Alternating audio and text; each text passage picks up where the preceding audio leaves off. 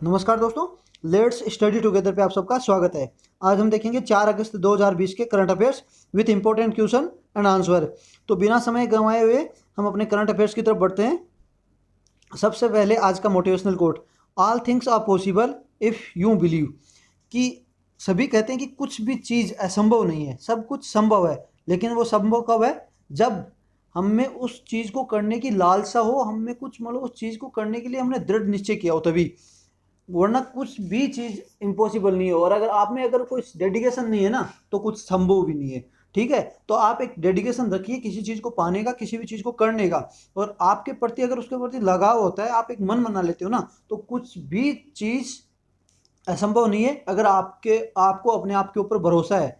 क्योंकि अगर मानव को अपने आप पे भरोसा है ना, तो आपको पता है वो कुछ भी कर सकता है। आज हम कहाँ से कहाँ आ गए, उसी भरोसे की वजह से, उसी उसकी लालसा की वजह से। तो अपने आप पे भरोसा रखिए और तथा काम करते जाइए। तो सबसे पहले हम देख लेते हैं जो कल के जो क्वेश्चंस थे उनके आंसर देख लेते हैं।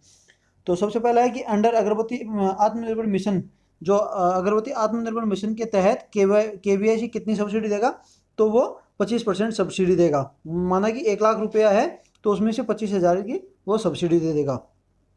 भारत एयर फाइबर सर्विसेज किसके द्वारा प्रोवाइड की जाती है? तो वो बीएसएनएल के थ्रू प्रोवाइड की जाती है। नेक्स्ट है non surgical prevention of cataract technology किसके द्वारा डेवलप की गई थी? तो ये है institute of nano science and technology के द्वारा। Arab world's first nuclear power plant कहाँ पे स्थापित किया गया था? तो ये यूएई में, यूनाइटेड अरब अमीरात में। अब ये थोड़ा सा याद रख लेना थोड़ा, क्योंकि अभी यूएई साइंस एंड टेक्नोलॉजी पे थोड़ा ज़्यादा ध्यान दे रहा है। अभी रिसेंटली उसने क्या किया है, मार्स मिशन भी लॉन्च किया है, होप मार्स मिशन, जापान की सहायता से। अभी सोलर पावर प्लांट पे भी जो रिन्यूएबल सोर्सेस है ना, उन पर ज़्यादा ध्यान दे रहा है। तो एक बहुत अच्छी न्यूज़ है, तो आप इसका उदाहरण दे सकते हो। क्योंकि थोड़ा सा वहाँ पे क्या है, इनको पहले पहले क्या है, पुराने ज़माने के जो मानते हैं ना कि मुस्लिम जो लोग होते हैं शरिया के अनुसार चलने होते हैं, वो टेक्नोलॉजी पे विश्वास नहीं करते। लेकिन उन्होंने समय के साथ इन्होंने शुरुआत की है और टेक्नोलॉजी पे भरोसा किया है।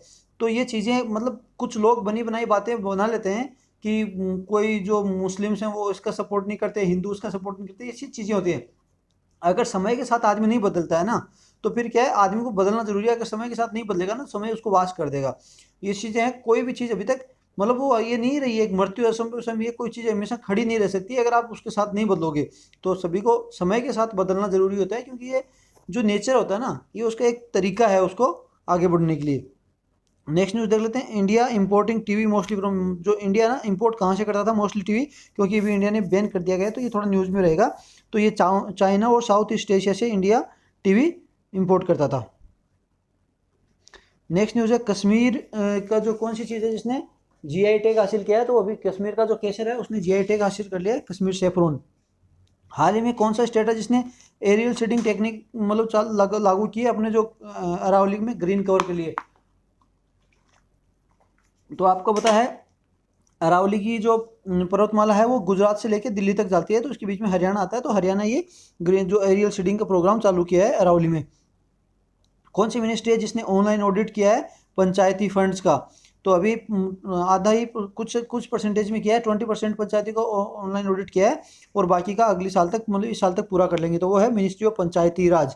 जो फाइनेंस कमीशन उनको फंड देता है ना, वो किस तरह यूज करते हैं, इसका ऑडिट किया गया है। कौन सा इंटरनेशनल बैंक है जिसने इंडिया को $3 मिलियन का लोन सेंक्शन किया है कॉम्बेट कोविड-19 के लिए? तो वो है Asian development bank. Which country has launch the perseverance rover to Mars? तो ये याद रख लेना, क्योंकि 2-3 कंट्री ने भी रोवर जो मार्स मिशन लॉन्च किया है, तो वो है इसने परसिवरेंस किया है यूएसए ने। और अभी तक मार्स पे 2-3 ही कंट्री गई हैं। पहली हो गई जो यूएसए, दूसरी यूरोपियन यूनियन है, तीसरी भारत। तो एक का तो लैंड कर चुका है, दो का भी जो मतलब ऑर्बिट में घूम रहे हैं। तो ये 3 ही कंट्री हैं और अभी बाकी कंट्री भी अपना सहयोग दे रही है। तो चलो आज की न्यूज़ देख लेते हैं। सबसे पहले इंटरनेशनल क्लाउडेड लियोपार्ड डे, जो कि 4 अगस्त को मनाया जाता है। तो ये है क्लाउडेड जो होता है ना लियोपार्ड, वो ये है, उसकी आप तस्वीर देख लीजिए। तो इसको इसको प्रिजर्व करने के लिए डे मनाया जाता है। तो to increase awareness and attempt to increase the profile of clouded leopard. तो इनके प्रति हमें जो अवेयरनेस है वो इंक्रीज करनी है, और तथा इनके जो जनसंख्या है वो बढ़ाने के लिए, मतलब लोग इनको पोचिंग ना करें, तो इसका अवेयरनेस मतलब अवेयरनेस के लिए ये दिन मनाया जाता है। तो फर्स्ट डे कब ऑब्जर्व किया गया था? फर्स्ट डे सेलिब्रेट किया गया था 4 अगस्त 2018 को हाउलेट्स वाइल्ड एनिमल पार्क केंट इन यूएनआई। जो यूके का, जो यूनाइटेड किंगडम का, जो जहाँ पे केंट है वहाँ पे एक एनिमल पार्क है, हाउलेट्स वाइल्ड एनिमल पार्क। तो वहाँ पे ये सेलिब्रेट किया गया था। और इस साल कोई इवेंट नहीं है क्योंकि कोविड-19 के रेस्ट्रिक्शन के चलते वो कोई इवेंट ऑर्गेनाइज नहीं कर रहे हैं, लेकिन सोशल मीडिया सबसे बड़ी इवेंट है, ठीक है। तो सोशल मीडिया से लोगों को एनकरेज किया जाएगा कि ग्लोबल, जो आप ग्लोबली इसको सेलिब्रेट कीजिए। मतलब जो ऐसे जो स्पीशीज हो रही है उनको ख़त्म, उनके लिए प्रति आप भी सभी के एक मतलब ये एक दायित्व बनता है कि उनको बचाया जाए तथा उसके लिए अवेयरनेस क्रिएट की जाए। तो ये अभी आप सोशल मीडिया का यूज़ किए।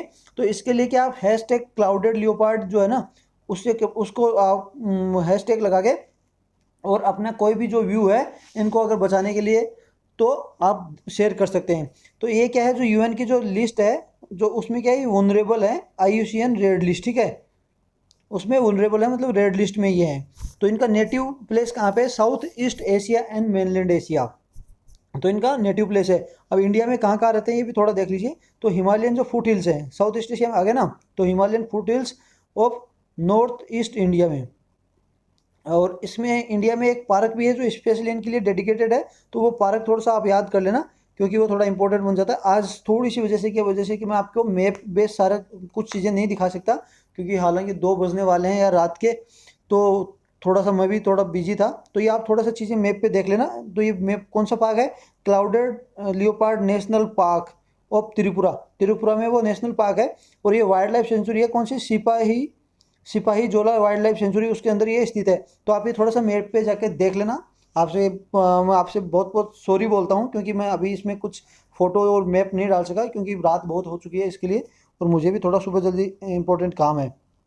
तो ये आप चीज़ें याद रख लेना। इंडिया में जो क्लाउडेड लियोपार्ड है उसके लिए जो स्पेशली जो पार्क है वो कौन सा है? Clouded leopard national park of Tripura, और जो कि लोकेटेड है सिपाही जोला वाइल्ड लाइफ सेंचुरी में। नेक्स्ट जो है वर्ल्ड संस्कृत डे ऑब्जर्व किया गया था 3 अगस्त को, मतलब कल 3 अगस्त को वर्ल्ड संस्कृत डे ऑब्जर्व किया गया था। तो इसमें आप थोड़ी सी याद रख लेना कि DD न्यूज़ है, एक टेलीकास्ट करता है वीकली संस्कृति प्रोग्राम। तो है वर्तावली, जो पहले भी न्यूज़ आई है इसमें सिर्फ अपने honourable prime minister Narendra Modi ji ने जो DD न्यूज़ को बहुत बहुत मतलब आभार व्यक्त किया था कि आप जो संस्कृत जो लैंग्वेज है उसके लिए आप स्पेशल प्रोग्राम चला रहे हो। तो ये वर्तावली पहले भी न्यूज़ में रहा है, तो आप याद रख लेना। वर्तावली की मैगजीन भी जारी करता है DD न्यूज़ एक। और ऑल इंडिया रेडियो है वो जो अपना फर्स्ट ईवर स्पेशल प्रोग्राम, वो भी उसको क्या है उस लॉन्च किया है उसने, जो बहुजन भाषा संस्कृत भाषा। ये प्रोग्राम भी याद कर लेना, बहुजन भाषा संस्कृत भाषा। मतलब कौन से जो रेडियो चैनल ने या किसने एयर किया था? ऑल इंडिया रेडियो ने ये जो प्रोग्राम स्पेशल प्रोग्राम एयर किया है। नेक्स्ट न्यूज़ है foreign direct investment in commercial coal mining in India. तो आपको पता है कॉमर्शियल कोल माइनिंग इंडिया में 100% FDI लागू कर दी गई है। तो आप याद रख लेना थोड़ा सा, कोल माइनिंग में 100% FDI कोल जो लागू की थी वो कौन से जो मतलब अमेंडमेंट था? तो जो फॉरेन डायरेक्ट इन्वेस्टमेंट पॉलिसी 2017 थी उसको अमेंड किया था, जो प्रेस नोट 4 ऑफ 2019। तो प्रेस नोट याद नहीं है, अगर याद रह सके तो याद कर लीजिए। तो उस प्रेस नोट से अमेंड किया था और उसमें FDI 100% ऑटोमेटिक रूट से लागू कर दी थी। लेकिन अभी हालांकि एक प्रेस नोट 3 ऑफ 2020 अभी आपको पता है एक अमेंड किया गया है। उसमें क्या अमेंड था कि एक ऐसी एंटिटी जो एक देश किसी दूसरे देश की जो हमारे से बॉर्डर शेयर करती है, ठीक है, वो क्या करते हैं इंडिया में को अगर FDI लाते हैं तो उसको गवर्नमेंट रूट से ही लाना है। लेकिन ये पूरा क्या है अभी बताता हूँ। ये पहले क्या था कि आपको अगर किसी एजेंसी के शेयर होल्डर करने हैं किसी, उसके लिए था। FDI उसके लिए था कि आप किसी कंपनी का शेयर मतलब लेते हो, खरीदते हो, बेचा करते हो, ये उन्हीं के लिए था। अब उसको क्या है इम्प्रूव करके कोल माइनिंग भी कर दिया। अगर आप इसको कोल माइनिंग में भी FDI लाना है तो आपको गवर्नमेंट रूट के थ्रू ही आना है। तो हालांकि मैंने क्या है पूरा का पूरा जो वर्डिंग थी जो प्रेस नोट की थी वो उठा ली है, ठीक है। तो आपको ज़्यादा नहीं बताऊंगा, थोड़ा थोड़ा देख लीजिए। उसमें क्या था, जो पहले पोजीशन क्या थी, तो उसमें क्या था कि how ever a citizen of Bangladesh और जो एंटिटी इनकॉर्पोरेटेड, अगर बांग्लादेश का कोई सिटीजन है और उसकी एंटिटी है उसको पहले भी क्या गवर्नमेंट रूट से ही आना पड़ता था, ठीक है। आप याद रख लेना। अभी ये मत सोचना कि अभी सभी के लिए क्या है बॉर्डर के लिए पहले बांग्लादेश और पाकिस्तान के लिए पहले से था। अगर यानी बांग्लादेश का कोई सिटीजन या कोई एंटिटी अगर FDI लाते थे किसी भी कंपनी में तो उसको गवर्नमेंट रूट के तहत ही आना होता था। लेकिन जो नया रिवाइज किया गया है पॉलिसी, उसमें क्या है कि एंटिटी और a country with share border with India, ठीक है। अब जो बॉर्डर है जो आसपास की और कंट्रीज हैं उनके लिए भी ये रूल लागू हो गया। तो मैंने केवल इंपॉर्टेंट चीज़ें हैं ये नहीं है कि पहले ये नहीं था, ठीक है, वो केवल पहले बांग्लादेश और पाकिस्तान के लिए था, अभी सभी के लिए बढ़ा दिया गया। आपको भी पता है क्यों बढ़ाया गया है, कि चाइना क्या है कोविड-19 के चलते क्या इंडिया के जो कंपनीज थे उनमें क्या शेयर परचेज करा था। तो पहले क्या था कि जो वो उन कंपनीज के लिए था, ठीक है। अभी क्या किया है, इसमें क्या कर दिया, जो अलग अलग सेक्टर हो गया, अभी कोल माइनिंग में भी इसको लागू कर दिया है कि कोल माइनिंग में भी आप एफडीआई लागू नहीं करोगे, अगर करना है तो आपको गवर्नमेंट रूट के तहत ही आना होगा। तो ये छोटी सी न्यूज़ है, क्वेश्चन पूछा जा सकता है कि जो ये जो अभी प्रेस नोट निकाला 3 ऑफ 2020, इसमें इससे पहले क्या कोई सारी कंपनियां एफडीआई 100% ऑटोमेटिक रूल से मतलब रूट से मतलब एफडीआई इन्वेस्ट कर सकती थी। तो वो नाम में है, गलत उत्तर है, क्योंकि पाकिस्तान और बांग्लादेश पहले भी प्रोहिबिट थे, उनको गवर्नमेंट रूट से ही आना होता था। तो ये आप थोड़ा सा ये इंपॉर्टेंट चीज़ें हैं, इसे घुमा के पूछा जा सकता है, तो आप याद कर लेना। नेक्स्ट है MOD release draft defence production and export promotion policy DPEPP. तो ये अभी इसका थोड़ा सा इसको हम थोड़ा डिटेल में डिस्कस करेंगे क्या है। तो India wants to build major defence industry. अब इंडिया में क्या है, मेजर डिफेंस इंडस्ट्रियल बेस बनाना है, क्योंकि अभी इंडिया में क्या डिफेंस प्रोडक्शन ज़्यादा नहीं होता है, हम सबसे ज़्यादा इंपोर्ट पे मतलब डिपेंडेंस है, हम दूसरी कंट्री से हैं। हम अभी कुछ भी नहीं बनाए, मतलब अभी तक भी फाइटर एयरक्राफ्ट और एयरक्राफ्ट तो बनाया नहीं है। फाइटर एयरक्राफ्ट बनाया वो भी बहुत सालों के बाद तेजस बनाया है, और वो भी क्या है बहुत से देशों का उसमें क्या है हाथ है, मतलब सहयोग रहा है, इंजन कहीं से मंगाया, ऐसी चीज़ें हैं। तो अभी अभी दूसरे देशों पर डिपेंडेंसी छोड़ के और अपने देश में क्या है एक डिफेंस प्रोडक्शन एक बेस बनाना है, कि सारा जो डिफेंस का प्रोडक्शन हो यहीं शुरू हो। और इसीलिए क्या है इस प्रोडक्शन के लिए हमने क्या एफडीआई भी पूरा मतलब बढ़ा दिया है। तो अभी क्या डिफेंस इंडस्ट्रियल प्रोडक्ट्स को सेल्फ रिलायंस को बढ़ाने के लिए किया गया है। और नेक्स्ट जो 5 साल हैं इनमें क्या है वेपनरी सिस्टम को एक्सपोर्ट भी करेंगे हम दूसरी कंट्री में, कि मतलब जैसे गाड़ियां बनती है ना वैसे करेंगे, कि अगर कोई दूसरी कंट्री अगर एफडीआई इन्वेस्ट करना चाहती है डिफेंस में, तो वो यहाँ आए और मेक इन इंडिया के तहत वो चीज़ें बनाए, तो और फिर यहाँ से वो एक्सपोर्ट करें। जैसे मोबाइल हो गए, जैसे कारों का होता है ना, तो डिफेंस का प्रोडक्ट भी ऐसे ही होगा, इसीलिए एफडीआई हम बढ़ा रहे हैं। तो इससे क्या होगा कि एक तो रोजगार बढ़ेगा हमारे देश में, और उसकी जो टेक्नोलॉजी हमारे बंदों का क्या है टेक्नोलॉजिकल उसमें क्या है नॉलेज बढ़ेगा, फिर वो आगे जाके इंडिया में खुद बनाने में सहयोग कर सकते हैं। तो ये चीज़ें होती है जोड़ सकते हैं। तो सबसे बड़ी एक तो होगी इंप्लॉयमेंट की चीज़, खुद का सेल्फ रिलायंस हो जाएगा, कि हमें बाहर से चीज़ें मंगाएंगे ना उन पर क्या है टैक्स वगैरह भी ज़्यादा लगता है, ठीक है, और आपको पता है ट्रांसपोर्टेशन रेट भी ज़्यादा होती है। तो इनका प्लान क्या है कि to achieve turn of 1,75 crore, ठीक है, लगभग $25 बिलियन का, और उसमें इंक्लूड किया है 35,000 करोड़ $5 बिलियन को, जो कि aerospace and defence goods project हैं, उनको भी 2025 तक अचीव करना है। मतलब किसी तरह इनको यहीं पे इंडिया में बनाना है इतना इतना टर्नओवर। तो उसमें क्या इसमें 5 बिलियन का हमें एक्सपोर्ट भी करना है, 5 बिलियन का एक्सपोर्ट भी करना है। तो ये चीज़ें अचीव करनी है। तो ये बात नहीं है कि पहली बार ये पॉलिसी आई है, ठीक है, ये एक मतलब थोड़ा हास्यास्पद हो जाता है कि ये सेम पॉलिसी 2018 में आई थी, लेकिन उसका कोई मतलब ही नहीं था। वो पॉलिसी आई, पॉलिसी गई, मतलब कागजों में आई और कागजों में ही रह गई। अब आपको मेन चीज़ें क्या है कि अभी हम इस चीज़ से दूर नहीं रह सकते, क्या है कि इंडिया को डिस्पेक्टली बहुत ज़रूरी है प्राइवेट सेक्टर कंट्रीब्यूशन के लिए। तो मैंने यहाँ पे भी लिखा टेक एग्जांपल ऑफ एजुकेशन। अब आप मानिए, आप एक उदाहरण लेके चलिए कि हमें मतलब एजुकेशन को बढ़ावा देना था, और हमारा देश एक क्या है डेवलपिंग कंट्री है, ठीक है, और उसके पास इतने मतलब संसाधन नहीं है कि वो एजुकेशन हर बंदे को मतलब दे सके, इतने स्कूल खोल सके। आपको पता है शुरू से हमारे देश एक मतलब हमारे देश की बहुत हालत ख़राब हुई थी, अंग्रेजों ने बहुत मतलब सब कुछ लूट लिया था, और इसकी पॉलिसी भी मतलब बहुत ज़्यादा ख़राब पॉलिसी बनाई थी कुछ, कि उनको ध्यान मतलब नहीं था, उनका केवल मतलब था यहाँ से पैसा लूटना। तो अगर केवल सरकारी एग्जाम के भरोसे रह जाए, उस समय जो हमारे फाउंडिंग फादर्स से कॉन्स्टिट्यूट अगर केवल जो सोशलिस्ट कंट्री और कम्युनिस्ट कंट्री बना के छोड़ दे, तो आज एजुकेशन है कुछ भी हालत खराब, मतलब हालत बहुत खराब होती। तो ये हुआ कि जितना गवर्नमेंट दे सकती है उतना गवर्नमेंट करे, और प्राइवेट, और आप खुद जानते हो कि प्राइवेट स्कूल में आज माना कि फीस ज़्यादा ले रहे हैं, लेकिन आप प्राइवेट स्कूल को नकार नहीं सकते एजुकेशन के मामले में। प्राइवेट सेक्टर ने जो बहुत सहयोग दिया है एजुकेशन पॉलिसी में। अब इसी तरह यही है कि एक गवर्नमेंट की एंटिटी है, आप कितना खर्च कर पाओगे। आप दूसरे देशों में भी देखिए कि जो स्पेस जो एजेंसी भी स्टार्ट हो चुके हैं, प्राइवेट एजेंसियां डिफेंस के, खुद जो बहुत सारे जो ये वेपन हैं, जो ये फाइटर एयरक्राफ्ट है, मिसाइल्स वगैरह हैं, प्राइवेट कंपनीज बना रही हैं। तो हमें भी उनको प्राइवेट कंपनियों को मतलब समझना होगा और उनका सहयोग लेना ज़रूरी है। अब आप किस लिए ज़रूरी है आप बताइए, कि पब्लिक सेक्टर है उसमें डीआरडीओ है और 50 लैब्स हैं। एक डीआरडीओ कितना बड़ा देश है, यहाँ पे साउथ ईस्ट एशिया में सबसे बड़ा देश है, और एक डीआरडीओ और 50 लैब, तो वो क्या डिफेंस के लिए कितना प्रोडक्ट कर पाएगा। और उसमें क्या है कि एक दूसरा इन्वेस्टमेंट, कैपिटल इन्वेस्टमेंट भी हो जाता है, मतलब एक तो वो कितना तक कर पाएगा। दूसरा अगर डिफेंस, 4 डिफेंस शिपयार्ड है। अब हमारे पास 4 डिफेंस यार्ड में, एक शिपयार्ड में एक जहाज को बनने में कितना समय लगता है, तो अगर 4 शिपयार्ड में कितना कितना बनेगा, उसके ऊपर से कोस्टल गार्ड, कोस्टल सर्विसेज भी है, इंडियन नेवी भी है, तो उसमें बहुत समय लगता है। तो ऐसे में तो हमें क्या है, 4-4 एक साल में एक जहाज भी नहीं बनेगा। और जहाँ वहाँ पे अगर पड़ोसी देश देखें तो चाइना और वो ह्यूज प्रोडक्शन कर रहे हैं, सबमरीन्स बना रहे हैं, तो उनके सामने हमारे पास सबमरीन कुछ भी नहीं है अभी। तो ये कंसर्न है कि अगर हम प्राइवेट सेक्टर को बढ़ाएंगे तो वो कुछ चीज़ें बनाएंगे। अब उसके साथ हमें ये भी करना पड़ेगा कि अगर हम प्राइवेट सेक्टर को इस चीज़ में ला रहे हैं तो फिर उनको थोड़ा हमें सहयोग भी देना ज़रूरी है, तथा उनसे चीज़ें परचेजिंग भी करनी है। ये नहीं कि हम प्राइवेट सेक्टर को इन्वेस्टमेंट करवा दिया और फिर वो डूबते फिरें, तो ऐसा भी नहीं होना चाहिए। और क्या है, अभी केवल 5 डिफेंस पीएसयू हैं, 41 ऑर्डिनेंस फैक्ट्री हैं। तो ये क्या है, इनको सबसे सबसे ज़्यादा ज़रूरी है, इनको ओवरऑल किया जाए तथा प्राइवेट सेक्टर को इनमें मतलब डिफेंस में भी एंटर कराया जाए।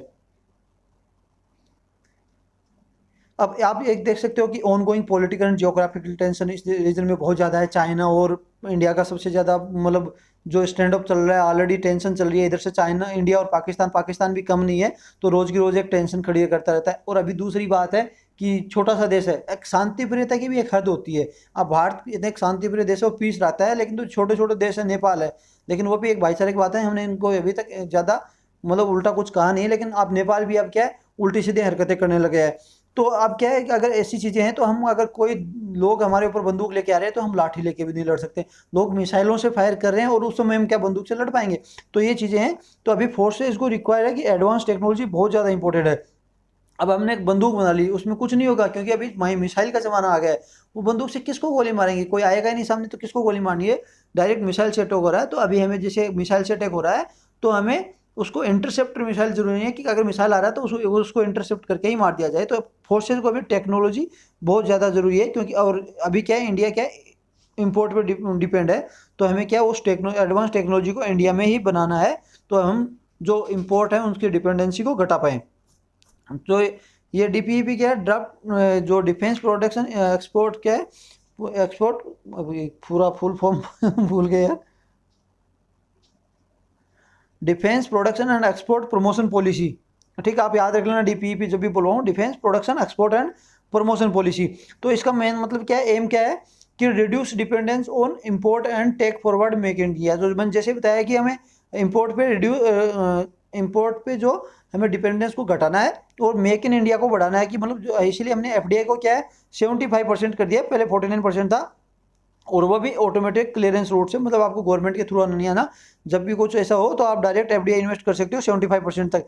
तो आपको जैसे मैं बताया था कि वो यहाँ पे एफडीआई इन्वेस्ट करेंगे तो यहाँ पे ही, जब यहीं पे कंपनी एस्टेब्लिश होगी और यहीं का जो लेबर यूज़ किया जाएगा और यहीं पे प्रोडक्ट हमारा टेक्निकल जो मैन पावर है उनका टेक्निकल मैन पावर के साथ काम करेगा, तो ये चीज़ें इंडिया के लिए बहुत अच्छी है।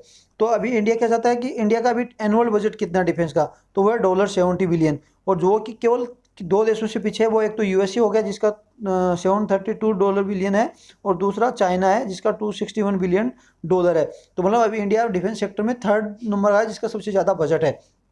लेकिन जो लार्जेस्ट बायर है वो सेकंड लार्जेस्ट बायर है। अगर हमें कहीं से वेपन खरीदते हैं तो हम दूसरे नंबर पे हैं, पहले नंबर पे है सऊदी अरबिया।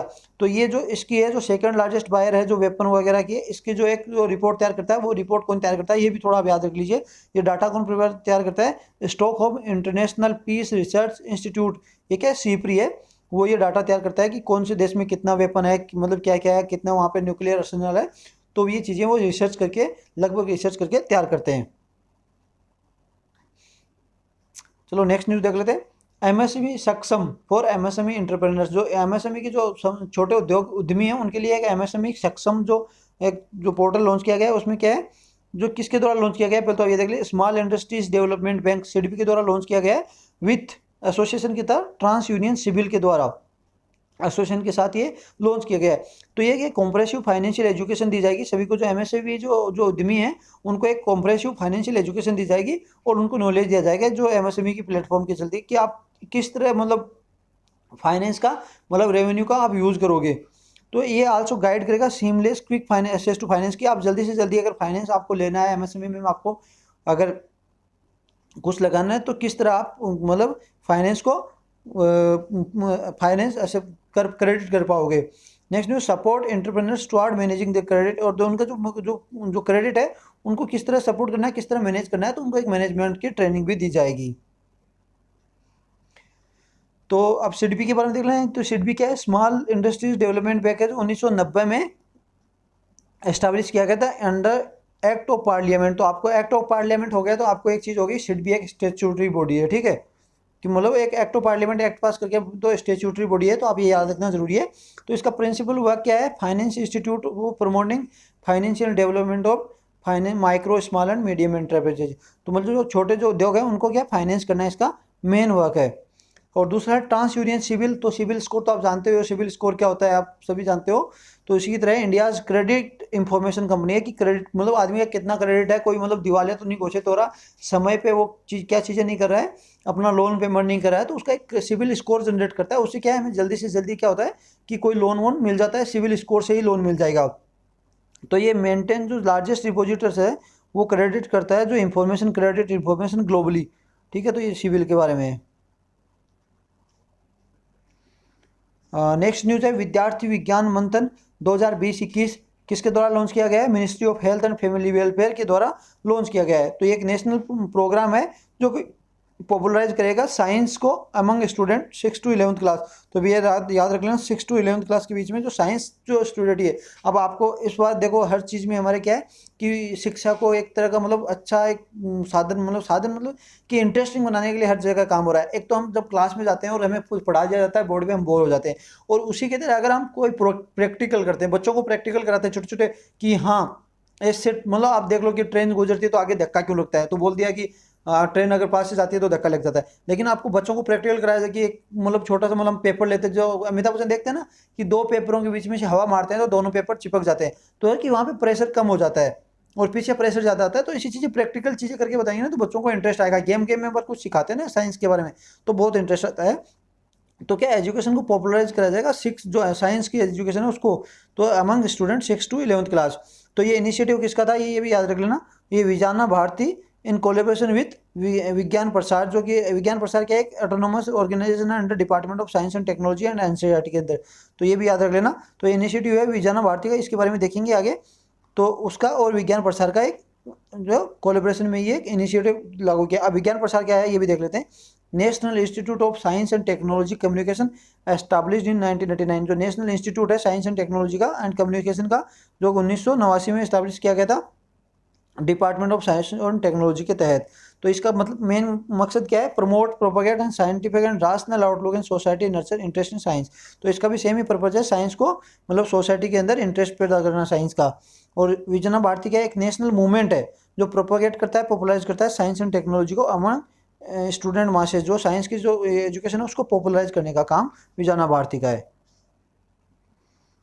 नेक्स्ट न्यूज़ है NGT stay on felling on coconut tree in Agatti island. मतलब एनजीटी ने स्टे लगा दिया है कि अगर कोई जो अगाती आइलैंड में जो कोकोनट के ट्री काट रहे थे उन पे एनजीटी नेशनल ग्रीन ट्रिब्यूनल ने स्टे लगा दिया है। तो अब रीज़न क्या था वहाँ पे क्यों काटे जा रहे थे पेड़, कि वहाँ पे जो एक जो आइलैंड है उसके चारों तरफ ये आइलैंड हो गया तो इसके यहाँ पे क्या बीच के चारों तरफ रोड बनानी थी, तो उस रोड को बनाने के लिए रोकने के लिए क्या उसने स्टे लगा दिया है। तो अभी कंसर्न क्या था कि ये जो जो रोड काट रहा है डेवलपमेंट का वर्क हो रहा था ना, वो क्या इंटीग्रेटेड आइलैंड मैनेजमेंट प्रोग्राम था लक्षद्वीप का, उसके खिलाफ काम कर रहा है, मतलब उससे मतलब गलत काम है, उसका डेवलपमेंट प्रोग्राम जो था उसके खिलाफ है ये। तो ये इंटीग्रेटेड मैनेजमेंट प्लान क्या था, तो ये क्या फॉर्मुलेट किया गया था basic of report of expert committee appointed by supreme court and headed by retired justice R V. Ravindran. की सुप्रीम कोर्ट ने एक कमेटी बनाई थी और जो कि रिटायर्ड जज आर.वी. रविंद्रम के द्वारा थी, उन्होंने कुछ गाइडलाइंस दिए थे मतलब जो आइलैंड्स होते हैं उनको कैसे प्रिजर्व करना है, तो ये उसके खिलाफ थी। तो अभी इससे कंसर्न क्या क्या क्या कंसर्न होता है, मतलब जो अगर पेड़ काट दिए जाएंगे तो क्या होगा। तो सबसे पहला है जो जो लोकल रेजिडेंट है उनकी जो इनकम है वो लॉस्ट हो जाएगी। अब क्या है कि नारियल के पेड़ है, नारियल के पेड़ है तो वो एक मतलब इनकम का साधन है, वो नारियल तोड़ के बेचते हैं तो वो इनकम खत्म हो जाएगी। दूसरा क्या है, ये एनवायरनमेंट भी इफेक्ट करेगा, क्योंकि जो नारियल के पेड़ हैं पूरे पेड़ में आपको पता है कि किस तरह नारियल के पेड़ होते हैं, तो वो क्या है ग्रीन बेल्ट है उसको खत्म कर देगा। और वो क्या है फिर बाद में क्या साइक्लोन और जो नेचुरल कैलेमिटी है वो क्या है उसमें एक वनरेबल हो जाएगा, क्योंकि जब ग्रीन बोल्ट होता है ना तो जो साइक्लोन होते हैं और नेचुरल कैलेमिटीज में वो उससे एक मतलब बचाव करते हैं। तो अगर वो काट दिए गए तो वो एक एडवर्स इफेक्ट डाल सकते हैं। तो अब देख लेते हैं अगाती आइलैंड कहाँ है, कि ये कोराल अटोल है। आप कोराल तो जानते हो, कोराल तो बहुत न्यूज़ में रहता है, तो कोराल अटोल है उसके ऊपर ये अगाती आइलैंड है, कहाँ पे लक्षद्वीप में। और एनजीटी देख लेते हैं। एनजीटी के बारे में थोड़ा सा जान लेते हैं। ये एस्टैब्लिश की गई थी 2010 में नेशनल ग्रीन ट्रिब्यूनल एक्ट के तहत। तो आपको फिर बताया एक्ट के तहत बनाई गई है। तो ये एक स्टेचुटरी बॉडी है और स्पेशल जुडिशियल बॉडी है प्रपोज टू एडजुडिकेट। इनका विशेष अधिकार कहाँ पे, एनवायरमेंट केस के, एनवायरमेंट रिलेटेड केस को ये डील करेंगे। तो अगाती आइलैंड देख लेते हैं कहाँ पे। जैसे ये केरला का कोस्ट हो गया हमारा और ये कोचीन है, ठीक है। तो आप देख रहे हैं कोचीन से जो ये हो गया लक्षद्वीप के जो अपने बहुत सारे आइलैंड है। तो ये हो गया मिनी आइलैंड, ये करावती हो गया, ठीक है। तो करावती से आगे जाके ये अगाती आइलैंड है। तो ये यहाँ पे अगाती आइलैंड है। तो ये थोड़ा सा मैप पे देख लीजिए।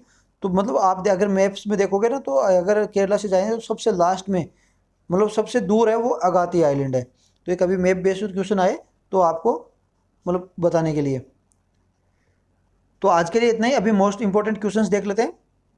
सिपाही जोला wildlife sanctuary located in which है। जो सिपाही जोला जो वाइल्ड लाइफ सेंचुरी है कौन से स्टेट में लोकेटेड है। Before press note of 3/2020 regarding government route of FDI, मतलब दो प्रेस नोट 3 और 2020 के पहले अगर एफडीआई कहीं पे अपने देश में जो इन्वेस्ट फॉरेन डायरेक्ट इन्वेस्टमेंट होना था कि रिस्पेक्ट टू जो कंट्रीज टचिंग बॉर्डर, जो हमारे जो आसपास की जो बॉर्डर टच कर रही है कंट्री, तो क्या उनको सबको क्या है ये लेना ज़रूरी था। मतलब बिना ऐसा कोई कुछ कंट्री हैं जो बिना इसके लिए ही डायरेक्ट ले जाएंगी। तो क्या है, press note regarding the government of India FDI with respect to countries touching border with country which countries required government. मतलब इससे पहले कौन सी कंट्री थी उनको क्या करना था कि गवर्नमेंट के रूट से आना जरूरी था। तो दो कंट्रियां मैंने बताई थी, दो कंट्रियों का नाम लेना था कि कौन कौन सी कंट्री है उनको गवर्नमेंट रूट के तहत ही आना था, इससे पहले भी। दूसरा FDI limits hiked. Defence sector में जो एफडीआई जो लिमिट थी उसको कितना हाइक कर दिया गया है ये बताया गया है। India wants to achieve turnover, मतलब 1,75,000 करोड़ का जो एरोस्पेस एंड डिफेंस डील थी उसमें कितना, मतलब कब तक ये चाहता है कि ये टर्नओवर पूरा कर ले। तो मतलब कौन सी साल तक ये है। नेक्स्ट न्यूज़ है एमएसएमई सक्षम for MSME entrepreneurs launched by. जो एमएसएमई सक्षम है किसके द्वारा लॉन्च की गई है। नेक्स्ट न्यूज़ है विद्यार्थी विज्ञान मंथन किसके द्वारा लॉन्च किया गया। विद्यार्थी विज्ञान मंथन किसका इनिशिएटिव है, तो दोनों अलग अलग है। कौन सी मिनिस्ट्री के द्वारा लॉन्च किया गया है और किसका ये इनिशिएटिव है। इनिशिएटिव में जो पहला इनिशिएटिव है ना, केवल वही बता दीजिए, वो बहुत होगा आपके लिए। अगाती आइलैंड लोकेटेड है कौन से स्टेट या कौन से यूनियन टेरिटरी में ये लोकेटेड है। What is the theme of world day against trafficking. तो वर्ल्ड डे अगेंस्ट टेराफिकिंग का थीम क्या था, तो मैं थोड़ा सा बता सकता हूँ। उसमें दिन में मैंने बताया नहीं था क्योंकि उस समय तक थीम आई नहीं थी, लेकिन ये बता दूंगा कि जो ये रिस्पॉन्डर्स हैं, फर्स्ट रिस्पॉन्डर्स, उनके लिए इर्द गिर्द में ये थीम मतलब है। Second largest buyer of weaponry after Saudi Arabia, मतलब वर्ल्ड में सेकंड लार्जेस्ट बायर कौन है वेपन का, तो ये आपको बताना है। तो आज की न्यूज़ के लिए इतना ही। आप इस जो जितना भी जो हमारा इस न्यूज़ का पीडीएफ डाउनलोड कर सकते हो skventure.blogspot.com से, आपको इसका पीडीएफ मिल जाएगी। तो आज की न्यूज़ के लिए इतना ही। आपको वीडियो कैसा लगा, अगर वीडियो अच्छा लगा हो तो लाइक कीजिए, शेयर कीजिए एंड सब्सक्राइब कीजिए। और अगर अच्छा नहीं लगा हो तो आप बेशक डिसलाइक कीजिए, लेकिन कमेंट बॉक्स में ज़रूर बताइए डिसलाइक क्यों किया, ताकि हम सुधार कर सकें और आपके साथ हम आगे ऐसे बढ़ते रहेंगे। हम आप जल्दी से जल्दी कोशिश करेंगे। अभी जो इंपॉर्टेंट क्वेश्चंस की अलग से एक सीरीज़ बनाई जिसमें हिस्ट्री जियोग्राफी है, उसके इंपॉर्टेंट क्वेश्चन की भी एक जल्दी से जल्दी सीरीज़ बनाएंगे। और नेक्स्ट में आगे हम जो जियोग्राफी के लेक्चर भी लेके आएंगे। तो हमसे जुड़े रहने के लिए हमारे चैनल को सब्सक्राइब कीजिए एंड बेल आइकन को ज़रूर दबाइए, ताकि हम हमारा जो नोटिफिकेशन है आपको जल्दी से जल्दी मिल सके। आज के लिए इतना ही। जय हिंद, जय भारत।